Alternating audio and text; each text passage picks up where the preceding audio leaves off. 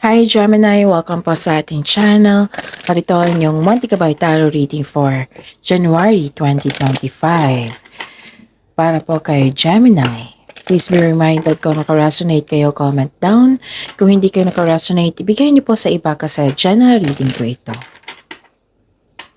This is for you, Gemini, ngayong January 2025.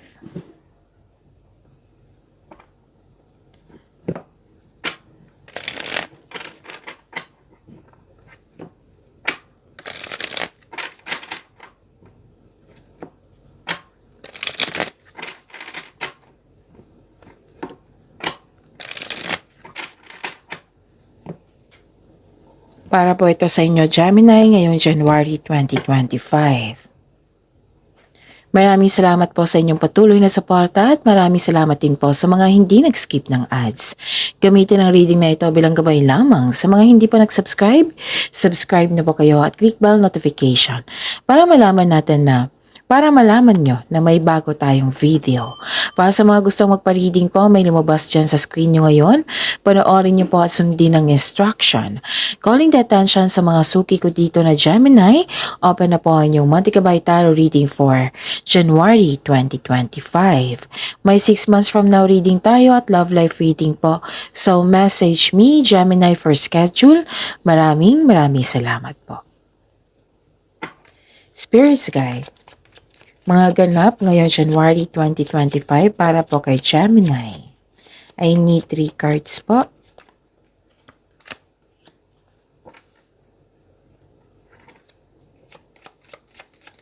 Para po kay Gemini.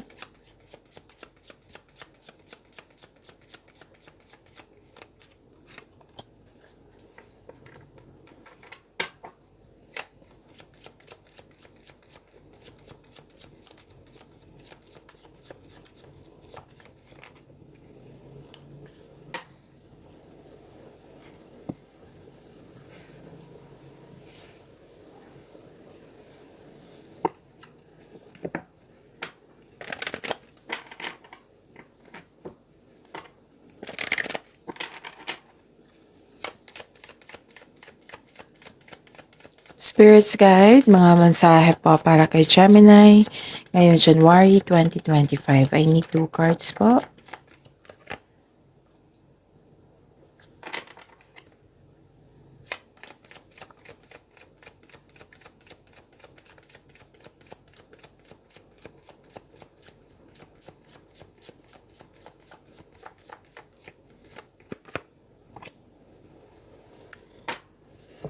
Okay, Gemini, ngayong January 2025. Wow, ang ganda. Yes, nakikita ko dito 2 card na po nagsabi na love is blooming. Pwedeng self-love ito, romance, attraction, affection. Oo. Mas nangingibabaw yung buhay, pag-ibig. Love is blooming. 2 card na nagsabi niyan ha, Gemini. At abundance. Wow, claim niyo to ha. Abundance. And nakita ko rin dito na pwede naka-receive kayo ng compliment, awards, fame, naka-receive kayo ng tulong, naka-receive kayo ng regalo. Okay, so you are very happy here. You deserve this happiness, Gemini. Love is blooming. Wow. At may nagbigay ng suporta sa iyo. Pwedeng elders, wisers, nakakatanda, parents, mentor, pwedeng ganun. Kasi nagbigay ito ng suporta sa iyo, nagbigay ito ng wisdom message sa iyo. Nang siyang dahilan na bumalik yung confidence mo, na mas naging nag-mature ka, yung alam mo na yung gagawin mo, na may realization, tsaka, yun, wisdom message, ang ganda. You are very inspired ngayon, Gemini. Friendship, nurture your relationship, and live life to the fullest.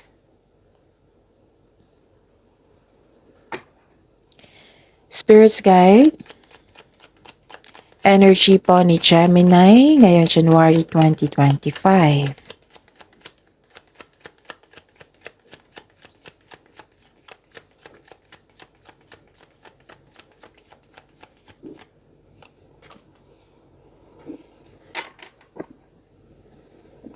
And the clarification of this card po.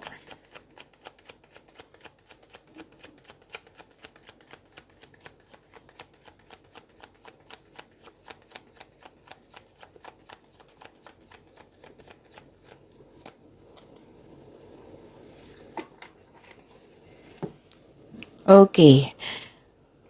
Sa mga may oras dyan, kung gusto nyo po, kung hindi nyo pa napanood, meron na po kayong 2025 Tarot Reading, Gemini.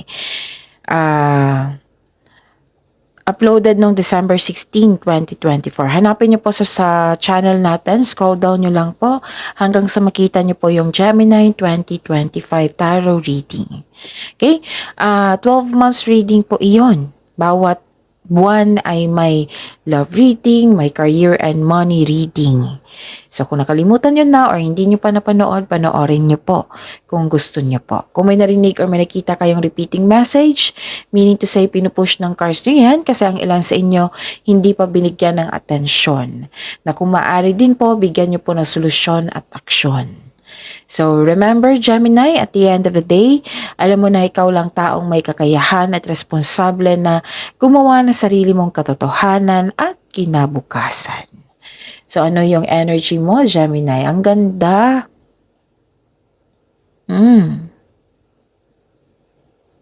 Dito ko dito na nagkaroon po ng wealth, family, inheritance.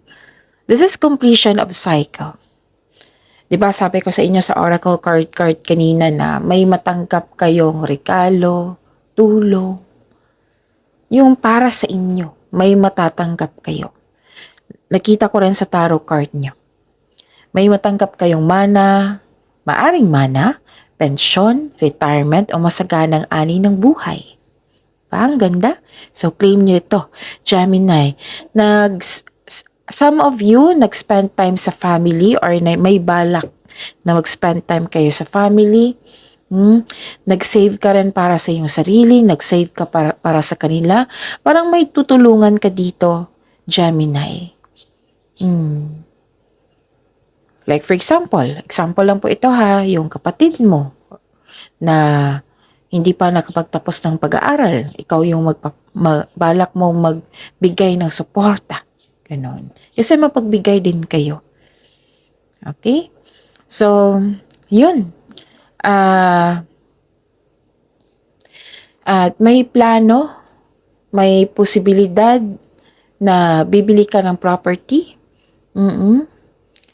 Na nakikita ko dito yung suporta ng grupo ng tao. And I consider this is your family. Na pwedeng tayo kayo ng negosyo or may alok sa iyo na negosyo with your close friends, ganon. Tapos nakikita ko rin dito, which is lumabas sa oracle cards nyo at sa tarot card nyo, na may maghihingi ka ng advice sa mga taong nirerespeto mo na mas matanda pa sa iyo or wiser. So, I believe may kausap ka dito ngayon. Okay? So, yun. Ang ganda. This is wealth, ha? This is family inheritance. Paglago. Pag-level up. May matatanggap kayo. So, ang ganda. Nag-clarify yung oracle nyo sa tarot cards nyo. Tapos, nakita ko rin dito na nagkaroon po ng truth-seeking, paninindigan. Okay? Dalawang card kasi nagsabi dito na panahon na para umaksyon kung alam mong nasa tama ka. Sumisimbolo ito ng confidence, katapangan, which is lumabas dito sa inyong oracle card, na yung may nagbigay ng wisdom message sa'yo, diba, humingi ka ng advice sa mga wiser, sa mga elders, sino ba yan na nire-respect mo, na bumalik yung confidence mo, katapangan mo. You're very inspired Okay, dito pa lang sa oracle nyo, hanggang dito sa dalawang cards nyo, na binigyan mo ng aksyon. Kasi alam mong nasa tama ka, kasi you are very confident ngayon, katapangan at confidence. So, be careful po daw kayo sa paggawa at sa pagpili ng iyong desisyon. Lalo na sa pagpaplano, sa paggawa ng konkretong plano. Okay? Yun. Ang ganda.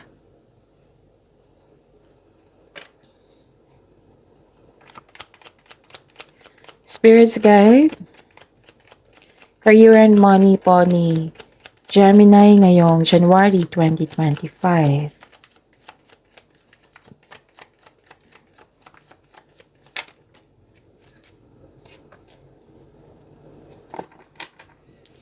And the clarification of this card po.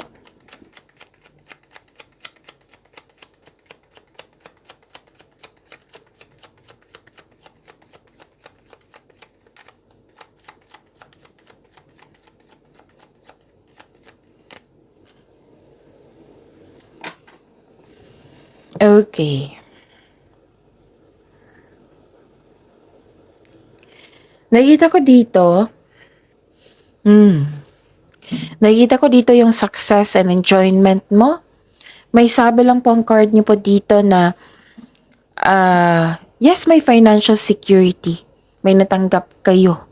Oo, maraming pera. Okay? Pero may reminder ang card niyo po dito, Gemini, na wag po daw kayo mag-overspend. Okay? Wag po daw kayo mag-overspend. Tsaka save your money.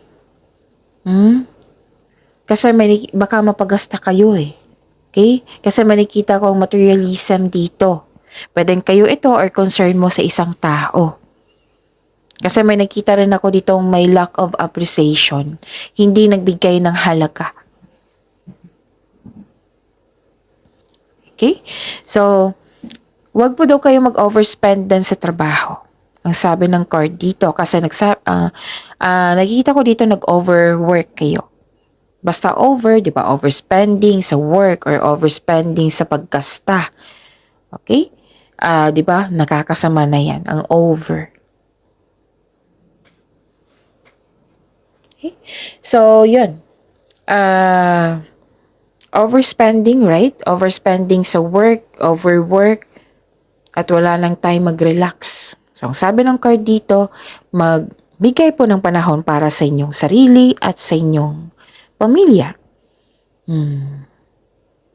Okay, I believe bibigyan mo to kasi lumabas dito sa energy card nyo na magkaroon ng panahon sa pamilya. So, niremind ng card nyo dito, balansehin. Okay? Kasi nakikita ko dito yung financial security is yours. Yun. A time of enjoyment. Okay. So, lahat ng abundance to Lumabas yung abundance dito at dito rin abundance din to. Yung reminder ng card na mag-save kayo. Mag-save talaga. And control your money also. Okay? It might be concern ito sa taong palaging nagkasta or sa inyo ito. So, may reminder ang card nyo po na control your money.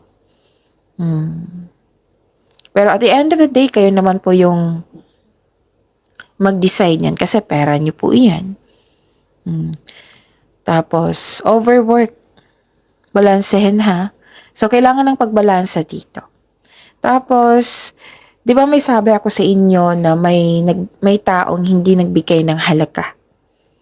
Dalawang card kasi nagsabi dito na hindi kayo nagkasundo.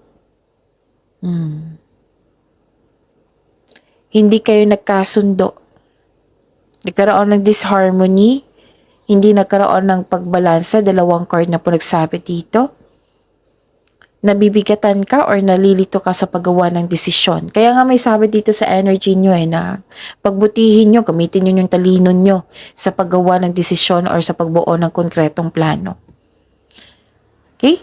Kung nalilito ka sa paggawa ng desisyon, then gather pa ng factual information. Lalo na may kausap ka dito sa dalawang card po, Oracle and Tarot card na elders, wisers, mentors, advisor. Yan ha. Pwedeng may nag-promise sa inyo dito na hindi nyo nabigay. Pwedeng nagkaroon ng disbalance sa connection mo sa isang tao na hindi nagbigay ng halaga. Pwede din naging dependent yung tao sa'yo na kailangan mo nang ayusin kasi hindi na tama, di ba? Hindi na tama kasi nakadepende siya sa'yo eh. Ang sabi ng card dito para ayusin yung disbalance. Look inward to see where you can find the source of this harmony. Alamin mo na kung bakit siya ganyan, para mabigyan nyo ng solusyon. Kung bakit na nagkaroon kayo ng disharmony. Suriin mo. So, ang ibig sabihin nito, bigyan nyo ng solusyon. Kausapin mo kung pwede. Okay? So, yun. Spirits Guide, Love Life, Self-Love, Partnership, and Romance. Ni Gemini ngayong January 2025.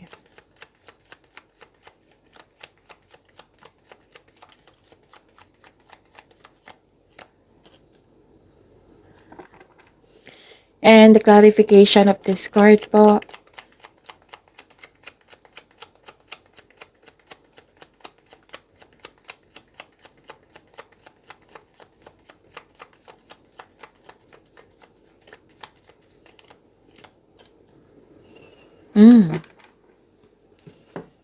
Ayusin ka lang. Inom muna ako ng tubig. Salit lang po.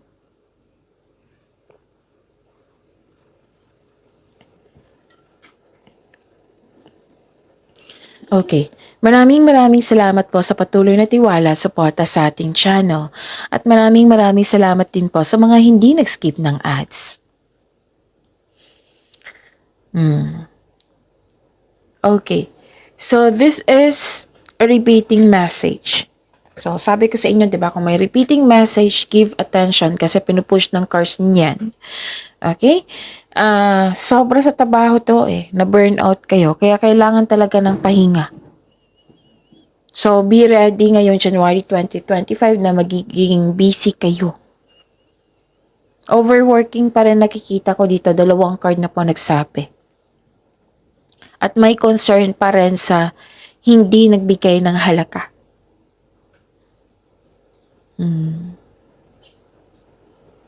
Okay? Tapos wag po daw kayong, kung pagod kayo, huminto kayo, magpahinga. Okay?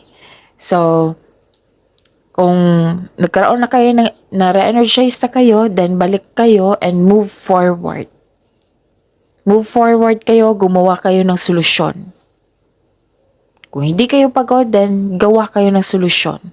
Huwag niyong hayaan na maging stagnant yung araw niyo. Okay? Kailangan tayong maging productive sa araw-araw para may better outcome tayong expectation sa future. Again, kung pagod, magpahinga. Pagbalik nyo, gawa kayo ng solusyon, move forward. Huwag niyong hayaan na hindi kayo maging productive. Pero magiging productive kasi sobra sa trabaho to Balanse. Balanse pa rin. Parang napuno ka dito na gusto mong iwan, yung trabaho ba yan, or ginagawa mo, or sa connection mo sa isang tao. It's never too late to begin again. Mag-usap kung connection man ito sa tao. Okay? Yun. So, kung sobra to sa trabaho, time management ay kailangan. It might be, naka-receive kayo ng complaint from your family, from your partner. Ano ba to sa Gemini? Wala nang panahon sa kanya sarili at sa atin. Ganun. It might be, kayo ang may reklamo niyan sa isang tao na hindi na siya nagbigay ng halaga sa inyong relasyon. Kasi puro na lang siya trabaho. Pwedeng ganun na kayo'y nagreklamo. Pero nakita ko talaga yung pagod mo dito. Yung sobra na. Pagod na ako. Ganun. So kung pagod, pahinga. Tapos pagbalik nyo, gawa kayo ng solusyon. Kung hindi kayo pagod, gawa kayo ng solusyon. Move forward. Okay? And may nakita ko ditong abundance. So, 3 card na po nagsabi dito na abundance. And love is blooming also. ano to pagbubunga. So, fertility. Kung ayaw niyong mabuntis, then protect yourself. Pwede may buntis din dito. Kasi pagbubunga to buntis.